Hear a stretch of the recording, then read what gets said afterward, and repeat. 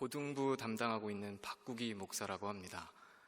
제가 전도사 때 이렇게 설교도 많이 해보고 그랬는데요. 오늘은 마치 무슨 신인 데뷔전에 나오는 그런 느낌이 듭니다. 그래서 아마 제가 익숙하지 않으신 분들은 이렇게 제 말투나 이 젊은 목사는 어떻게 설교를 하나 이렇게 저에 집중을 하실 수도 있는데요. 오늘 저에게 집중하지 마시고 저를 통해서 말씀하시는 그 하나님께 집중하셨으면 참 좋겠습니다. 그러실 거죠? 네. 여러분, 제가 질문을 하나 하면서 설교를 시작해 보겠습니다.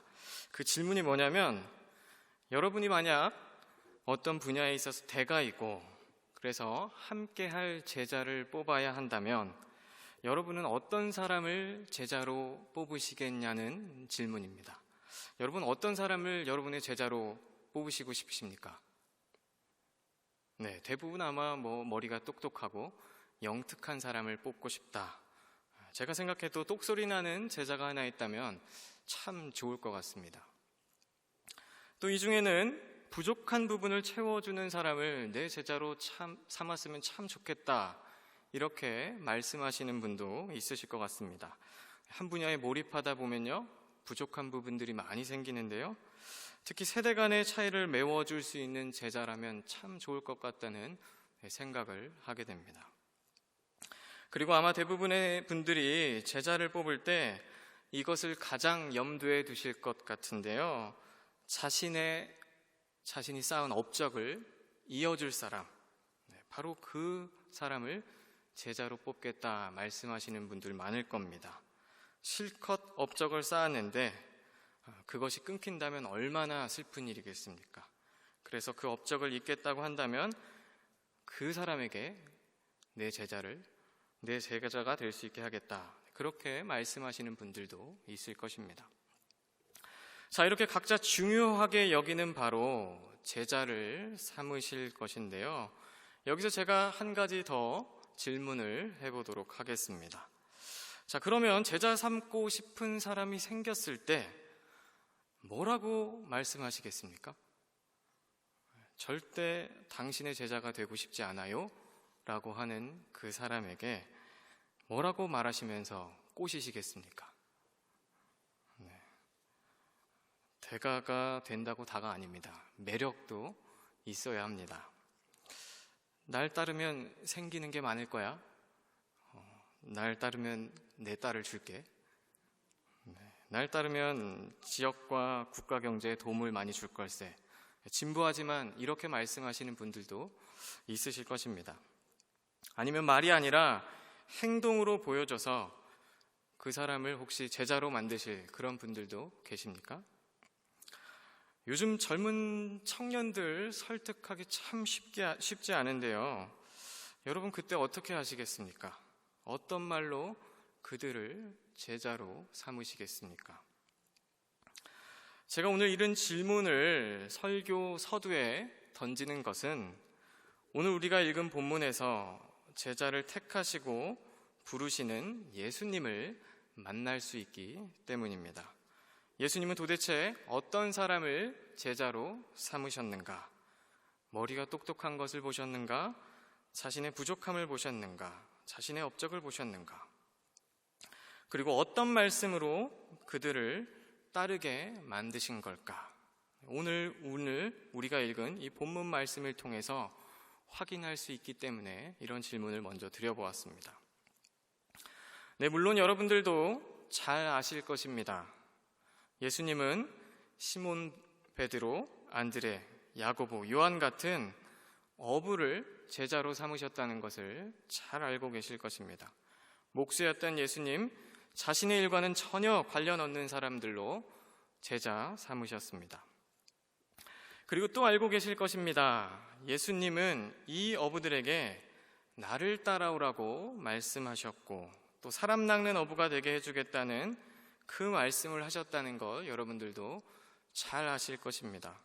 예수님은 그들의 마음과 삶을 이 두 마디로 움직인 것입니다.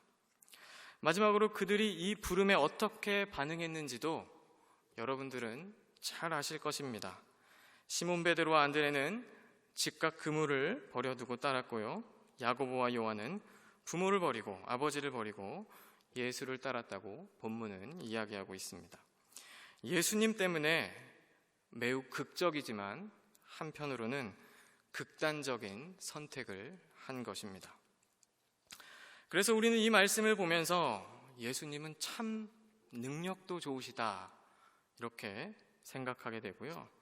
예수님을 따르면 사람 낚는 어부가 되어야 되겠구나 이런 생각도 하게 되고요. 예수님은 제자를 뽑을 때 다 버리고 따라오는 사람을 좋아하시는구나 이렇게 추측도 하게 됩니다.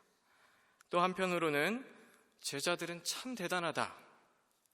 어떻게 자신의 생업을 버리고 주님을 따를 수 있었을까? 저들의 믿음을 본받아야 되겠다라고 생각하시는 분들도 계실 것입니다. 특별히 일부 신앙인들 중에는 이 본문에서 제자를 부르시는 예수님보다는 예수를 따라가는 제자들을 대단하게 여기고 그런 제자들의 삶을 따라 살아야겠다는 다짐과 동시에 나는 생업을 포기하고 예수를 따를 수 없으니 나는 제자 되기가 틀렸구나 이렇게 생각하시는 분들도 있을 것입니다.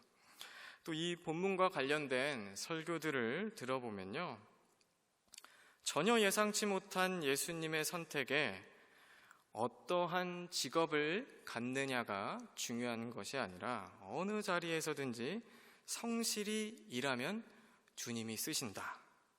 부르심에 곧장 응답했던 베드로와 안드레처럼 가족을 또 포기했던 야고보와 요한처럼 우리에게도 부르심이 온다면 삶을 내려놓고 곧장 응답해야 된다는 윤리적인 설교를 많이 우리는 들을 수 있습니다.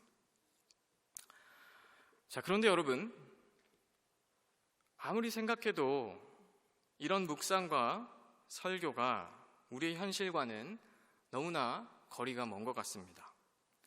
그래서 괴리감만 느끼고 그냥 스쳐 지나가는 본문으로 여기시는 분들도 참 많이 있을 텐데요. 제자들이 이렇게 선택되었구나 하는 사실 확인으로 이 본문을 그냥 넘기시는 분들도 많을 것입니다. 그런데 여러분, 정말 이 본문이 우리에게 이런 좌절만 주는 본문일까요? 우리의 부족함만, 제자들과 비교해서 우리의 부족함만 더욱 부각시키는 그런 본문일까요? 제가 이런 질문을 드리는 것은 아니기 때문이겠죠? 네, 아닙니다. 여러분, 오늘 이 본문을 조금 새롭게 보았으면 좋겠습니다. 문자 그대로가 아닌 그 숨겨진 배경 속에서 이 본문을 이해했으면 좋겠습니다. 저와 함께 이 본문을 보시면서 하나님의 부르심과 인간의 응답에 대해서 깊이 있게 생각해 보시고 그리하여 예수님의 부르심과 제자들의 응답에 대해 바르게 인식해서 우리 모두 주님의 제자가 되기를, 우리 모두 예수를 따르는 것을 두려워하지 않는 그 은혜가 넘치기를 간절히 소망합니다. 자, 먼저 마가복음 1장 17절 말씀 한번 같이 읽어보도록 하겠습니다. 마가복음 1장 17절 말씀인데요, 제가 오늘 이 한 구절만 계속해서 분석할 것인데, 예수님이 하신 이 말씀을 제대로 이해할 때, 예수님이 하신 이 말씀을 받아들이는 제자의 사고의 틀을 이해할 때, 제자들이 생업을 포기하고 가족을 버리는 결단이 우리에게 주는 좌절감에서 자유할 수 있기 때문에 그렇다는 것을 알 수 있습니다. 자, 이 본문 한번 같이 읽어보도록 하겠습니다. 함께 읽겠습니다. 예수께서 이르시되 나를 따라오라. 내가 너희로 사람을 낚는 어부가 되게 하리라 하시니. 예수님은 물고기를 잡고 있는 어부들에게 먼저 나를 따라오라고 말씀하셨습니다. 이는 제자를 찾으시고 제자로 삼을 자를 발견하신 예수님의 자연스러운 초대였습니다. 그런데 여러분, 구약 성경과 유대 전통에서 나를 따라오라는 말에는 우리가 생각하는 일반적인 것과는 다른 고유한 사용처가 있었습니다.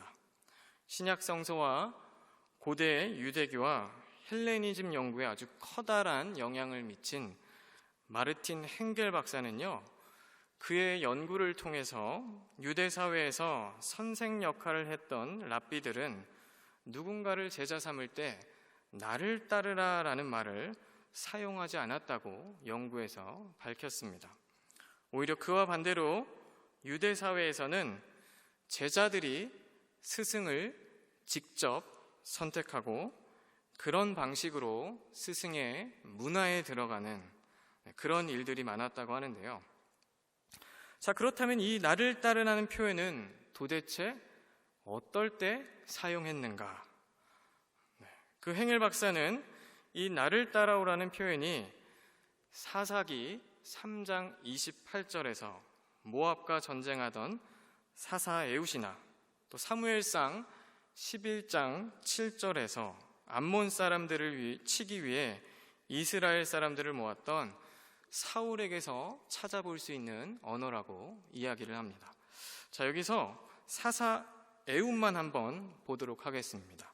사사기 3장 28절만 한번 같이 읽어봤으면 좋겠는데요. 함께 같이 읽겠습니다. 그들에게 이르시되 나를 따르라. 여호와께서 너희의 원수들인 모압을 너희의 손에 넘겨주셨느니라 하매 무리가 에웃을 따라 내려가 모압 맞은편 요단강 나루를 장악하여 한 사람도 건너지 못하게 하였고. 그렇습니다. 나를 따르라는 표현은 백성들이 전투에 함께 참여하기를 원하는 카리스마 있는 지도자들이 사용하는 언어였습니다.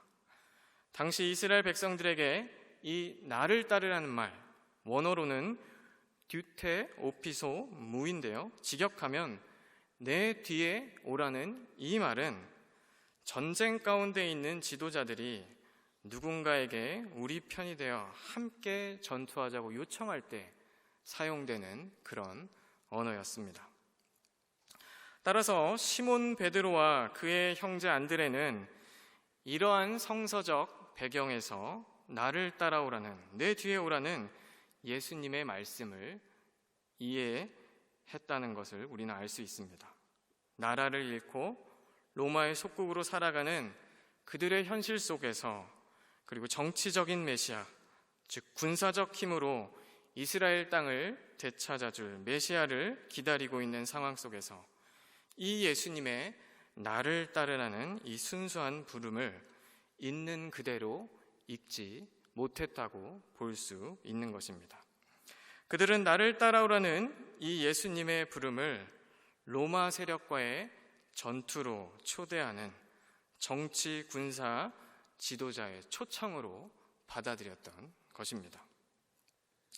자, 그들이 예수님을 이런 식으로 오해했던 증거들이 예수님의 제자가 된 이후에도 곳곳에 나타납니다. 예를 들어 마가복음 8장 31절에서 33절 말씀, 우리는 여기서 예수님을 예수님으로 이해하지 못하는 베드로를 만날 수 있는데요. 이 말씀도 한번 같이 읽어봤으면 좋겠습니다. 여러분들이 잘 아시는 말씀이실 텐데요. 한번 같이 읽겠습니다. 인자가 많은 고난을 받고 장로들과 대제사장들과 서기관들에게 버림받아 죽임을 당하고 사흘 만에 살아나야 할 것을 비로소 그것들에게 가르치시되 드러내놓고 이 말씀을 하시니 베드로가 예수를 붙잡고 항변하매 예수께서 돌이키사 제자들을 보시며 베드로를 꾸짖어 이르시되 사탄아 내 뒤로 물러가라. 내가 하나님의 일을 생각하지 아니하고 도리어 사람의 일을 생각하는도다 하시고. 우리는 여기서 자신이 고난을 당하고 버림받아 죽고 사흘 만에 다시 살아날 것이라는 말씀에 항변하는 베드로를 만나게 됩니다. 자신의 생각했던 메시아의 모습과 다른 모습에 항의하는 베드로를 만나게 되는 것입니다.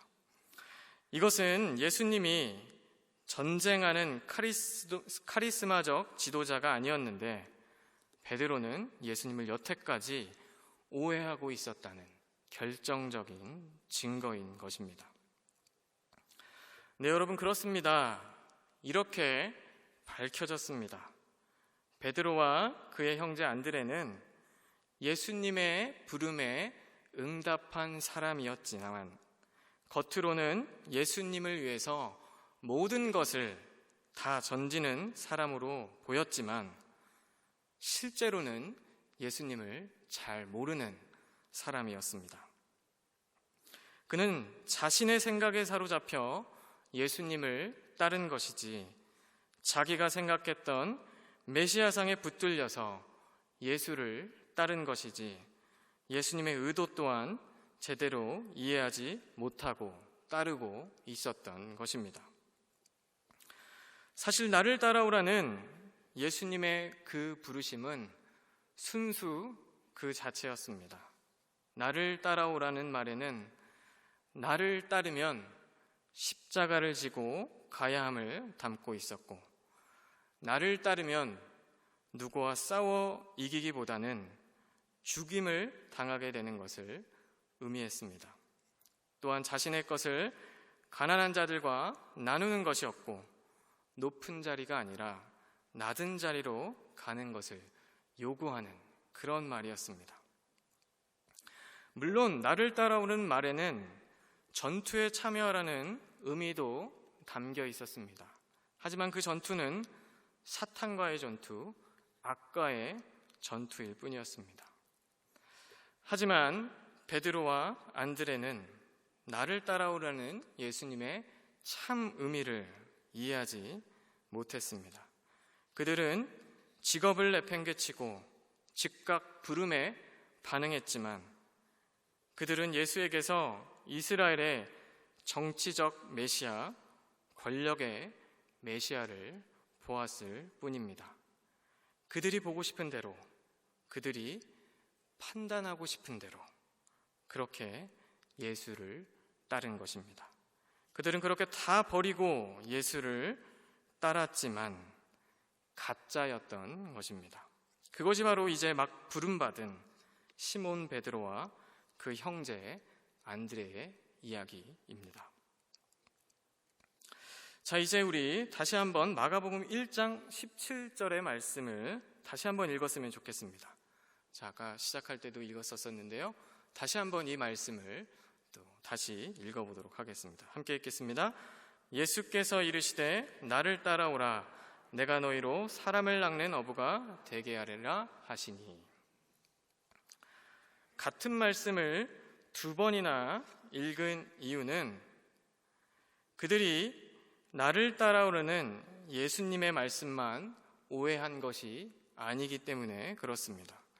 그들은 사람들의 어부, 즉 사람을 낚는 어부라는 이 예수를 따르는 제자의 정체성 또한 오해하고 있었습니다.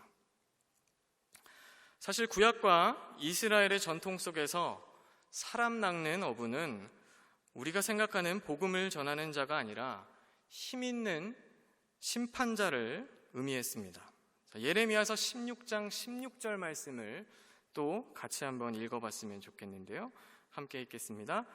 여호와의 말씀이니라 보라 내가 많은 어부를 불러다가 그들을 낚게 하며 그 후에 많은 포수를 불러다가 그들을 모든 산과 모든 언덕과 바위 틈에서 사냥하게 하리니. 이 말씀이 있는데요. 이 말씀 안에 사람 낚는 어부의 모습이 등장합니다. 이 사람 낚는 어부는 어떤 역할을 했는가 자세히 살펴보면서 주변 문맥을 살펴보면요.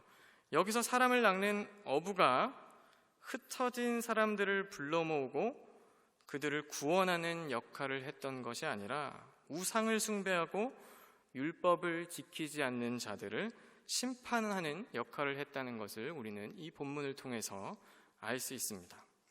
자, 여기만이 아닙니다. 구약의 아모스서 4장 2절에도 사람 낚는 어부에 대한 이야기가 등장을 하는데요. 자, 이 말씀도 한번 같이 읽어보도록 하겠습니다. 함께 읽겠습니다. 주 여호와께서 자기의 거룩함을 두고 맹세하시되 때가 너희에게 이를지라 사람이 갈고리로 너희를 끌어가며 낚시로 너희의 남은 자들도 그리하리라. 되게 무서우시죠? 여기서도 마찬가지입니다. 사람을 낚시하여 잡는 어부는 가난한 자를 압제하는 이스라엘 권력자들을 심판하는, 그러니까 좋은 일을 하지만 누군가를 심판하고 높은 권위에 있는 자리에 선 사람을 말하고 있습니다. 따라서 이러한 유대 문화의 배경 속에서 살았던 베드로와 안드레에게, 이러한 성서적 배경 속에 살았던 베드로와 안드레에게 예수님의 사람 낚는 어부가 되게 해주겠다는 말은 사람을 심판하는 힘과 권력이 있는 자리를 주겠다는 것으로 들렸을지도 모르겠습니다. 그들은 예수의 부르심을, 예수를 따르는 자의 정체성을, 사람을 모으고 그들을 구원으로 이끄는 사람 낚는 어부가 아니라 심판을 하는 힘과 권력이 있는 어부로 오해한 것입니다. 사실 그들이 이런 오해로 예수님을 따랐다는 것에 대한 증거들은 오늘 본문 이후에 나타나 있습니다. 마가복음 9장 34절 한번 읽어보실까요? 그냥?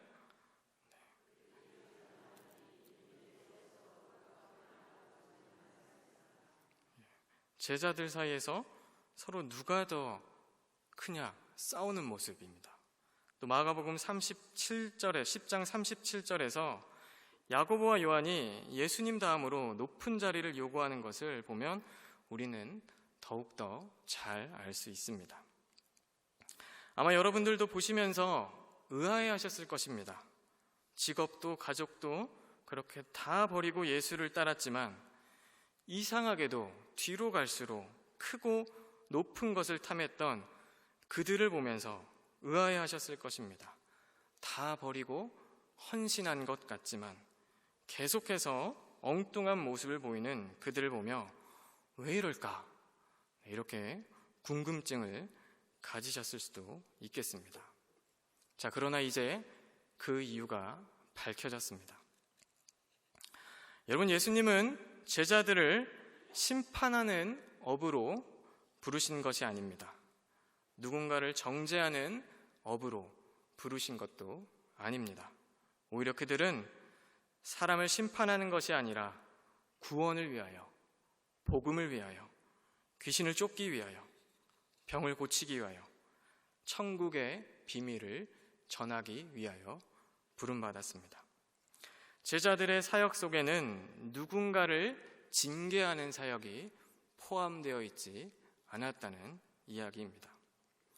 하지만 베드로와 안드레, 또 야고보와 요한은 나를 따라오라, 내가 너희로 사람을 낚는 어부가 되게 하리라는 이 예수님의 부름의 참 의미를 제대로 이해하지 못한 채 그들이 만들어 놓은 메시아와 그들이 만들어 놓은 제자의 정체성을 가지고 예수님을 따랐습니다.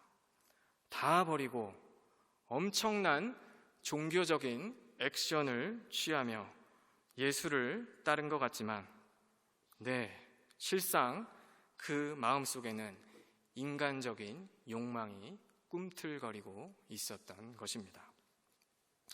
여러분, 이것이 마치 우리의 모습과 비슷하지 않습니까? 저와 여러분들은 정말 주님의 부르심에 순수 그 자체로 나아가고 있는 것일까요? 하나님 처음 만났을 때를 추억하시는 분들 참 많이 있을 터인데요. 그래서 그때 내가 어떻게 행동했는지 간증하시는 분들 참 많이 있습니다. 저도 그런 사람 중에 한 명인데요. 시간이 지나서 그때를 돌아봤을 때 정말 순수함, 완벽함 그 자체입니까? 심지어 우리는 주님의 말씀의 참 의미 또한 파악하지 못하는 것인지 못하는 것은 아닌지 생각이 됩니다. 각자의 처한 환경 속에서, 정치적 노선 속에서, 문화적 조류 속에서, 시대적 한계 속에서 우리는 주님의 말씀의 깊은 뜻을, 그 참 뜻을 파악하지 못하는 것은 아닌지요. 그것이 바로 본문 속 제자의 민낯이고 실체이며 현실 속 우리의 민낯이고 실체입니다. 자, 그런데 여러분, 이보다 더 중요한 사실이 하나 있습니다. 제자들이 이런 마음 가지고 예수님을 따를 때 예수님이 과연 그들의 그런 마음 모르셨을까요? 다 알고 계셨습니다. 예수님의 따라오라는 말, 사람 낚는 어부가 되게 해주겠다는 말, 그 말의 참 의미를 알지 못하는 이 사람들, 이들의 본심을 예수님이 왜 모르셨겠습니까? 주님은 다 아셨습니다. 그런데 중요한 건 그러함에도 예수님이 그들을 부르셨다는 것, 바로 그것입니다. 성실히 일하고 있어서, 다 버리고 따라올 사람이어서, 그래서 그들을 부르신 것이 아닙니다. 보잘것없는 사람들이지만, 잘난 것 없는 사람들이지만, 마음을 열어보면 더러운 사람들이지만, 그들은 그렇게 세상을 욕망하는 경건한 유대교인이었지만 예수님은 그런 사람들을 부르시고 자신의 제자로 만들어 가신 것입니다. 오늘 우리는 이 본문에서 겉으로 드러난 제자들의 종교적 액션에 현혹되지만 더 깊은 곳에서 예수님의 넓은 품을 발견할 수 있는 것입니다. 그러함에도 부르시는 주님 말입니다.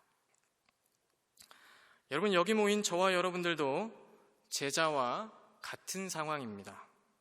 예수님 우리를 완벽하게 부르십니다. 그런데 우리는 그 뜻을 이해하지 못합니다.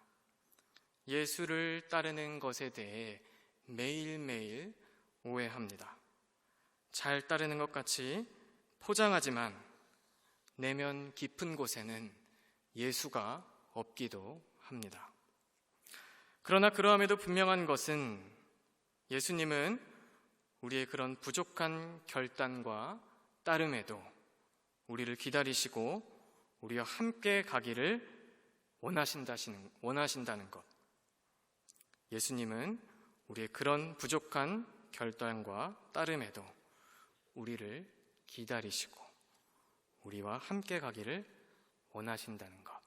바로 이것입니다. 오늘 본문을 통하여 밝혀졌고 우리 모두에게 적용할 수 있는 그런 말씀인 것입니다.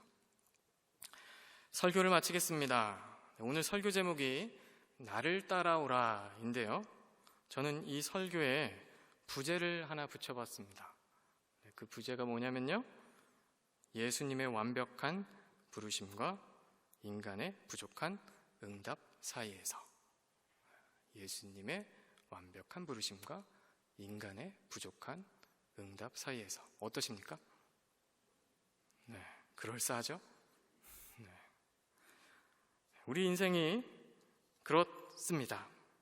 우리의 인생은 예수님의 매일매일의 완벽한 부르심과 우리 인간의 매번 부족하고 불순한 응답 사이에 있었습니다. 그렇게 우리는 매일 헤매고 있었습니다. 그런데 여러분, 기억하십시오. 그러함에도 주님은 나를 따라오라고 초청하신다는 그 사실. 여러분, 이 사실, 이 주님의 사랑을 꼭 기억하셨으면 좋겠습니다. 불순한 동기로 시작했던 그 제자들의 인생의 마지막이 생계를 드리는 것을 넘어 생명을 드렸던 것처럼 불순한 동기로 시작했던 그 제자들의 인생의 마지막이 생계를 드리는 것을 넘어 생명을 드렸던 것처럼 우리 주님의 교회 모든 성도님들의 인생도 부족하지만 점점 더 하나님께 온전히 드려지기를 주님의 이름으로 축복합니다.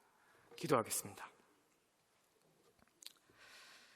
하나님 아버지, 우리는 주님의 부르심에도 온전히 나아가지 못하는 그런 부족한 사람들입니다.